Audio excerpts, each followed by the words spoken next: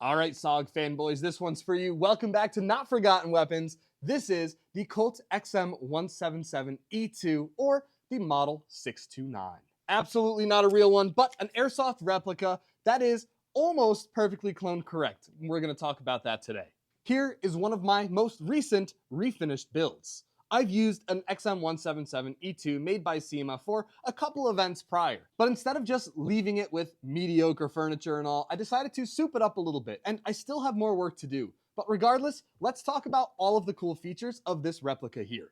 The XM177 program through the Vietnam War had plenty of issues, but one of the final versions that they worked on during that conflict was the E2 variant, and this is synonymous with later war stuff, especially with MACV-SOG. In 1967, the E2 version came out, and there's a couple differences from the E1. Minor differences in the receiver and an extended barrel going from 10 inches to 11.5, allowing the XM148 grenade launcher to be attached underneath, all were parts of the update into the E2 in 1967. Plenty of airsoft manufacturers do make replicas of these. However, there's not many that are as clone correct as you want them to be. And even this one that I've built out with other parts is not perfect. Let's talk about first how I put it together. As mentioned, this started as a SEMA base. I did not purchase it from any US site. In fact, I purchased it from Taiwan Gun over in Poland because they had the blank receiver, and I thought that was great. A lot better than the ugly BAMF skull and crossbones one that you can find around here. It had the proper A1 upper, a proper length barrel, and a nice XM177E2 flash hider. It did come with a couple of issues though. It came with the large M4 style handguards, a jet black receiver, and a very kind of matte looking plastic stock.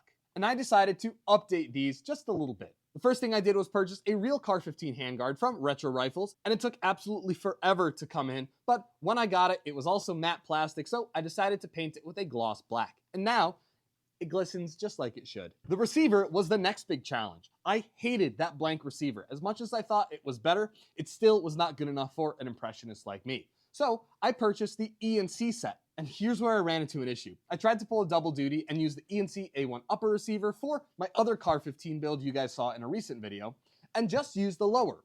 But the SEMA upper and the E&C lower did not work at all together. So instead, I had to grind out parts of the lower receiver to get the upper to slide on and fit as it should. And now, no wobble in it whatsoever. It is rock solid, just like it was meant to be together. But my favorite part being those beautiful XM177E2 markings. Stunning if you ask me. I also swapped out both of the receiver pins to be the correct style. A lot of the ones that you can find on modern airsoft replicas have screws in to lock them in, but with how tight I had to fit these together in general, I think the tension is going to keep these pins from flying out no problem. And then we get to the stock. This stock is just okay. The real one is a nylon-coated aluminum stock, and that's not at all what I have on here, although that will be changing in the future. This is just the plastic stock that it came with, coated with a little bit of that shiny spray paint as well. And of course, you keep that two-position buffer tube. Now here's where we get to some of the things that I need to fix that bother me to no end. Number one, this buffer tube is also that shiny jet black aluminum, as you can see. It's disgusting, it's ugly. I need to refinish it so it matches the real one a little bit better. And of course, you have the castle nut here. The lock ring is what's supposed to be on here, but there's only one manufacturer, Crusader, that I found that makes these, and I have to get those ordered ASAP, especially with how expensive and rare they are to find even overseas. But once I do that, this assembly, as well as the stock, is going to be just a little bit more clone correct. The last thing I want to do comes in with the internals. I swapped the gearbox over to a complete VFC Avalon gearbox. That's a system that I found is just solid, reliable, and performs just as well as I want it to. It's not going to break the bank. However, the hop-up system, I did adjust just a little bit. Put in a Pro-Win system with one of the 4 UAD buckings, and those things are incredible.